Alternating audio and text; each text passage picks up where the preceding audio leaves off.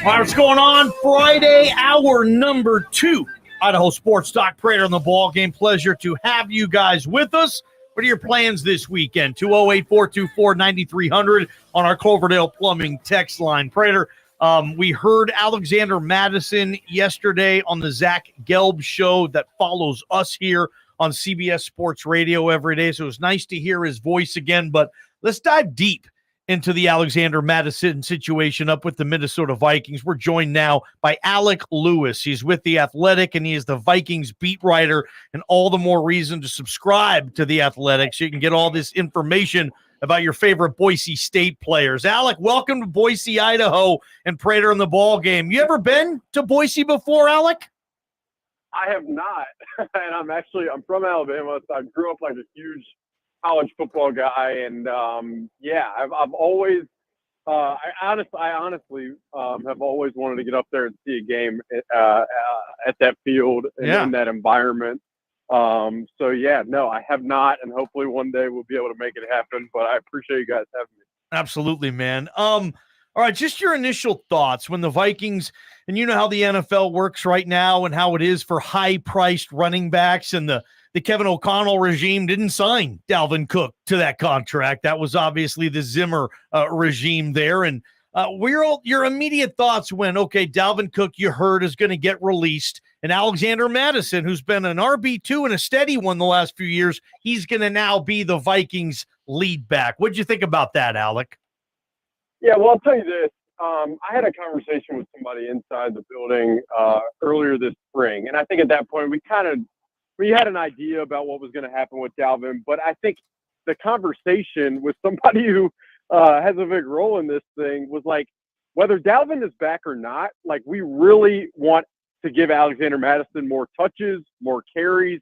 We really think he can help us regardless of whether Dalvin is back or not. So, I mean, that said a lot to me in terms of they really, this current staff really believed that Alexander Mattison was going to be a guy they would want to lead on regardless. And so when the Dalvin decision obviously came to fruition, I mean, you said it, but he was on the books, I believe, for like the third biggest cap number among all running backs in the NFL, and his production just did not match that at all. And as this league has trended toward a more pass-heavy league, and as the Vikings situation is so, I mean, they were working through a lot with the cap. It seemed like it was bound to happen, and I think it aligned with what I kind of had been told by someone who would have a big role in making it happen, that Alexander Mattison would get more touches. And so I think they had felt comfortable and confident with him from the very beginning, and the move to release Dalvin just kind of cleared the way to make that, and in some ways, kind of an easier transition and shift. And you just look at the numbers. I mean, the Vikings were third in the league last year in pass attempts. They were 28th in the league in rushing attempts, right? So we all know what Kevin O'Connell wants to do there. That said, how risky is this for the Vikings to say, okay, no more Dalvin Cook, who obviously was a Pro Bowl back? We don't know if Alexander Mattison will be of that ilk. Is there some risk that's involved with this move that the Vikings made?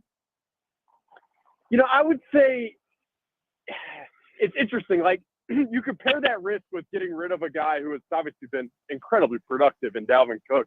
But I think there might be even more risk in, well, if we commit X amount of money to Dalvin Cook, then that removes the amount of money that we'll be able to spend to extend a Justin Jefferson or a Christian Darrisaw, really focal cornerstone guys within this organization. So I think the risk of not having the amount of money you need to pay those guys outweighs maybe the risk on the field. And I want to also touch on something you said, and I think it's something I've thought about a lot. Like, you cite the pass attempts and the amount of rush attempts, and it's funny because Kevin O'Connell is a former quarterback. He is a pass-heavy, Sean McVay disciple kind of guy. But I will say, throughout the entire offseason, one of his focuses, and something he talked about way long before Dalvin Cook was released, is like, we have to run the ball more efficiently and better. And it was like a priority from the very beginning of his comments this offseason. So I always thought that was so interesting that they were so heavily focused on wanting to run the ball better, but that they were going to have to do it without a guy who has been as productive as Dalvin Cook has been. And so I think that in itself, the idea that they're so focused on wanting to be better, and that they're going to have to do it with Alexander Mattison, speaks to what they believe will be a guy who could contribute and produce to a level that I think some on the outside might not believe that Alexander Mattison can produce. Alec Lewis covers the Minnesota Vikings for The Athletic, and he recently wrote a story headline, "With Dalvin Cook departing, where do the Vikings run game go from here?" And he just kind of touched on my question, Alec. And if they didn't feel like that they were happy, and I know the coaching regimes have changed, but if they didn't feel like that they were happy with previous running numbers, do they fully expect Alexander Mattison to put up Dalvin Cook type numbers, 1,500 yards, whatever it is? Is that the expectation there for him to be just as good, maybe even better than Dalvin Cook? Yeah, I think it's a great question, and that's why I wrote that column that day, because I was thinking about, like, if you say you want to be so much better in the run game, and yet you're not going to have Dalvin Cook, that says multiple things. It says, one, that you really believe in Alexander Mattison to produce at a level that probably exceeds Dalvin Cook in terms of an efficiency standpoint, but it also says that a lot of it is on the coaching staff to be able to scheme their run game in a better way, and on the offensive front and the blocking scheme to block better. So I think it's a combination of all of that and how they see the running game improving. But I think more than, I mean, you mentioned 1,500 yards. I think more than anything else, just from talking to people, the goal is not a certain yard mark or a touchdown number. I think it is just an efficiency metric. Can we keep ourselves in 2nd and 6, in 3rd and 2, in downs where you don't have to put a ton on the quarterback and on the offensive line continuously in a league where the pass rushers are as good as they are? And so I think it's mostly like, can we make things easier by running the ball more efficiently? And I think they believe Alexander Madison's style fits that kind of to a T. Alec Lewis, you can follow him on Twitter at Alec_Lewis, Lewis. Alec, you see him in practice. You talk to him. We don't get a chance to do that. We certainly did here in college, but he's a grown-up now, and he's out there playing professional football. What is your impression of Alexander Mattison? I want to dive deep into your brain. Tell me about your impressions of Alexander Mattison as a football player, and how about your interactions with him as a human being? What do you come away with?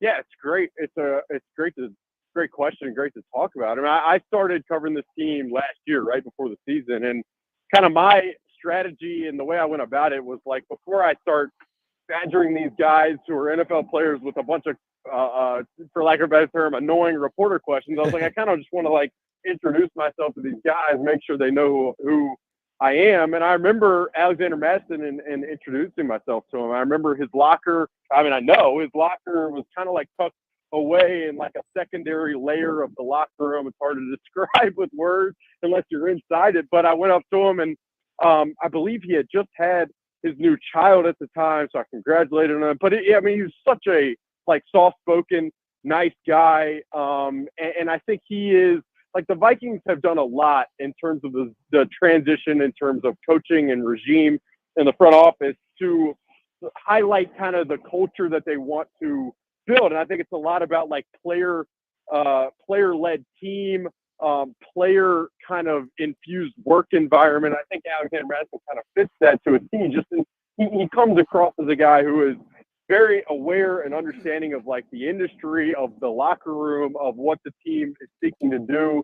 And I just know, talking to a bunch of other people in there, like, he has such great relationships with guys who really matter. And I think this is part of the reason why they feel like he has an untapped potential that I think they hope that we see this upcoming year. Yeah, I think they're expecting him to be the leader like he was here in Boise. Going into your 5th year as a running back, you're like an old man now in this league, right? If you even get a second contract. We're joined here by Alec Lewis, the Viking beat writer with The Athletic, and the offensive line. We know that well too. Ezra Cleveland, a teammate of Alexander Madison's here on the Blue, was a 2nd-round pick in 2020. And I look at this offensive line, and it consists of 2 first-rounders and 3 second-rounders. So the Vikings have invested quite a bit of draft capital in this O-line. Throw in TJ Hawkinson at tight end, a former first-rounder. It might be one of those cases where you can plug a lot of guys back there and get effective running because the line is where it is. Is the Vikings line, is it as good on the field as it looks on paper regarding the draft capital here, Alec?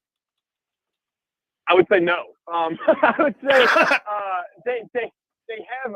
You're exactly right. They have spent a lot of draft capital on this offensive line, and if you look at the tackles specifically, Christian Darrisaw is an ascending young guy who is headed probably towards being one of the best left tackles in the entire National Football League. On the other side, at right tackle, you have Brian O'Neill, who is another like Pro Bowl caliber, All Pro type, who actually partially tore his Achilles late in last season. He's rehabbing. I think he'll be back from that to start this year, and there's going to be a lot of confidence in him. The question is the interior. I mean, you mentioned Ezra Cleveland, who I think has developed and definitely improved, and I think all of those interior offensive linemen talked about how much they like the new offensive line coaches within the room. But Ezra, Garrett Bradbury at center, and Ed Ingram, the right guard, who was a rookie last year.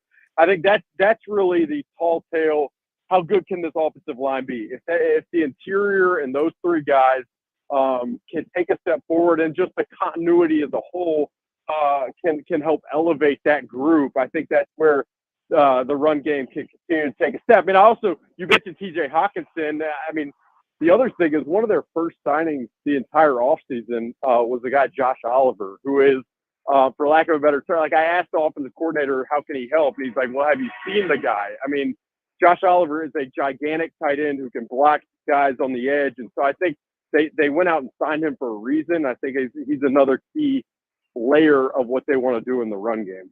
Alec Lewis, you in the Athletic, you did a nice job of breaking down the 53-man roster. You talk about Kevin O'Connell and how he likes to use different personnel groups. 5 running backs for the Vikings right now. They even drafted one this past year. They've got some other guys that are in there. If Alexander Mattison is RB1, and O'Connell likes to play around with some of these personnel groups, C.J. Ham, Ty Chandler, where do these guys fit in? Who's going to steal reps from Alexander Mattison?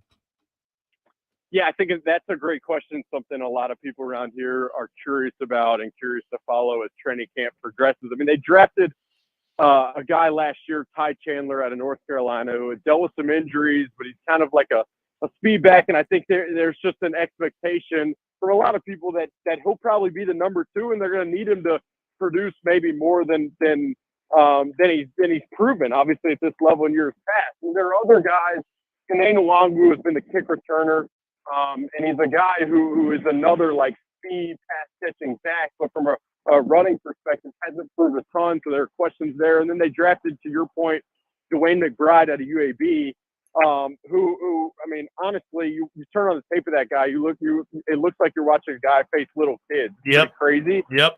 He's bouncing off guys wildly, but his inexperience in an NFL offense, and especially pass catching out of the backfield, I think it's going to hinder his ability to get smashed. And so I come back to the fact that though Alexander Mattison has not been a starter at this level, and although I think, I mean, there are questions about what he can do and not. I mean, they are going to need to, and they are going to lean on him, I think, from a 3-down perspective. And I'll say, you asked me my impressions of him. I'll just say this spring, very, very often, I mean, they had him catching passes out of the backfield. And I think Kirk Cousins has shown he is not unwilling to find guys out of the backfield. So I do really expect Alexander Mattison to get a bulk of this thing because of the lack of experience and proven efficiency behind him. One last question for you. Appreciate your time. Know you're busy, and an NFL season is looming right around the corner, but you got to give us one piece of good news coming out of here. Is our boy Curtis Weaver going to make this roster? We like him here in Boise. He's had a rough time in the NFL. I'm not sure as the NFL is suited for him long-term, but the Vikings are giving him a chance. Does he have a chance to make the roster? Yeah, I think it's possible. This defense, I'm just going to say, like last year's defense was I mean, extremely hard to watch. I'm a reporter and you be objective, but the objective take was that it was like as porous as the best piece of Swiss cheese you've ever seen. Yes, it was so bad. I mean, it was guys over the middle of the field wide open everywhere. And so I think as they have obviously changed defensive coordinators. I think people are really excited about Brian Flores and what he's capable of doing. But I bring that up to say that there's so much youth on that side and there's so much inexperience that I think, I mean, come training camp, it's kind of going to be at a lot of positions just open season. Like, all right, guys, come in here, compete, and I expect it to be pretty aggressive and physical and kind of fun to watch. So I would never rule it out for Curtis just because of the youth and the inexperience. And I'm excited, honestly, to watch guys like him and the others just go at it. Like, as I think forward to training camp and how fun this last year's ride was, and how fun this will probably be. Yeah, I'm excited for it. So it should be fun. Hopefully that was positive enough. Yeah, well, Bronco Nation, a lot of intrigue there with what the Vikings are doing with Boise State players. So go ahead and follow Alec Lewis on Twitter. He's the Vikings beat writer from The Athletic. And go ahead and subscribe to The Athletic and get all that Boise State news with those three players. Alec, it's been nice getting to know you. Hopefully we can have you back on as we get a little bit closer to training camp. Yeah, 100%. Thank you guys for having me. Always fun, and hopefully I will get up there and see that blue field in person at some point. Yeah. But no, thanks for having me. Willing to come on whenever, so I appreciate it. Great stuff there, Alec Lewis. And yeah, you want to know how bad the Viking defense was last year, Prater? 28th in the league in points given up, 31st in the league in yardage given up. Ooh. It was a total disaster defensively. I can't believe they went 13-4 with a defense that disgusting. But then again, defense wins championships. Maybe not so much anymore, Prater. Go Curtis Weaver. Like to see you finally make one. He's been making rosters. He just needs to get some traction on those rosters, and hopefully he's healthy enough to give it a go this fall. Brand new game coming up, as in we have never played this game ever on Idaho Sports Talk, Prater on the ball game. That's all I'm going to tell you, because I trust you, our loyal listeners. You're going to stick around to see just what type of game this is. It's Prater on the ball game, Idaho Sports Talk, KTIK, the ticket. From the Beacon Plumbing Traffic Studio.